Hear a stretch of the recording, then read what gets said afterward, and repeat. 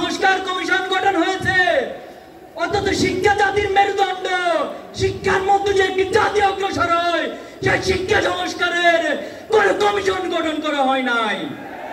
আপনারা স্বাভাবিক কোন প্রক্রিয়ায় ক্ষমতায় বসেন নাই, হাজার হাজার ছাত্র জনতার রক্তের উপরে আপনারা ক্ষমতায় বসেছেন। এজন্য আমাদেরকে সংবিধানের হাইকোর্ট দেখাবেন না। অনেক রক্ত অনেক ত্যাগের মধ্যে দিয়ে আজকে এখানে দাঁড়িয়েছি। প্রয়োজনে আবার জীবন দিব, আবার রক্ত দিব, আবার চুলায় ফিরে আসবে, কিন্তু বাংলাদেশকে কোন প্যাসিবাদের হাতে আমরা তুলে দিব না ইনশাআল্লাহ। জুলাই মাস ছিল নির্মমতা, নিষ্ঠুরতা, তেমনি জুলাই ছিল প্রতিবাদ, প্রতিরোধ এবং বিজয়ের মাস। আজকে শহীদ পরিবারদেরকে আর্তনাদ করে বলতে হয়, তারা বিচারহীনতার মধ্য দিয়ে যাচ্ছে। তারা জুলাইয়ের আকাঙ্ক্ষার যে প্রত্যাশা ছিল এখনো শহীদ পরিবার তা পাচ্ছে না। এর যে দুঃখজনক, আমাদের জন্য আর কিছুই হতে পারে না। অন্তর্বর্তী সরকারকে বলতে চাই, আপনারা স্বাভাবিক কোন প্রক্রিয়ায় ক্ষমতায় বসেন নাই, হাজার হাজার ছাত্র জনতার রক্তের উপরে আপনারা ক্ষমতায় বসেছেন। এজন্য আমাদেরকে সংবিধানের হাইকোর্ট দেখাবেন না। অতি সত্বর জুলাই প্রক্লেমেশন ঘোষণা করুন। এই জুলাই মাসের মধ্যে শহীদ গাজীদের স্বীকৃতি দিয়ে জুলাই প্রক্লেমেশন ঘোষণা করতে হবে। সংগ্রামী উপস্থিতি, বাংলাদেশের শিক্ষাঙ্গনগুলোকে গত 15 বছর সন্ত্রাস, মাদকের অভয়ারণ্যে পরিণত করা হয়েছে।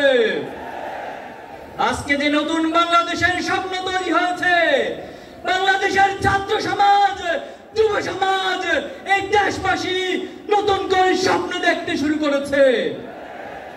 কিন্তু দুঃখজনক হলেও সত্য, এতগুলো সংস্কার কমিশন গঠন হয়েছে, অন্তত শিক্ষা জাতির মেরুদণ্ড, শিক্ষার মধ্যে যে একটি জাতি অগ্রসর হয় সেই শিক্ষা সংস্কারের কোন কমিশন গঠন করা হয় নাই।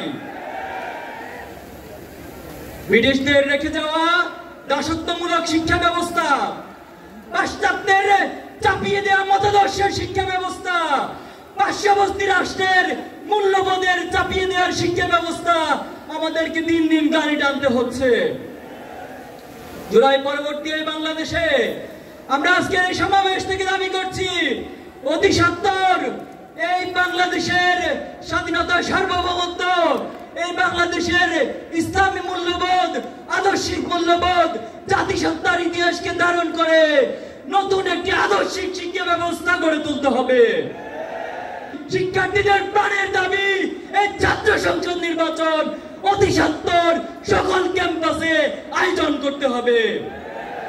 সংগ্রামী উপস্থিতি, ইসলামী ছাত্র শিবির 1977 সাল থেকে আজ অব্দি সৎ, দক্ষ, দেশপ্রেমিক নাগরিক তৈরির দুর্বার এই আন্দোলন, এই কাফেলা নিরলসভাবে কাজ করে যাচ্ছে।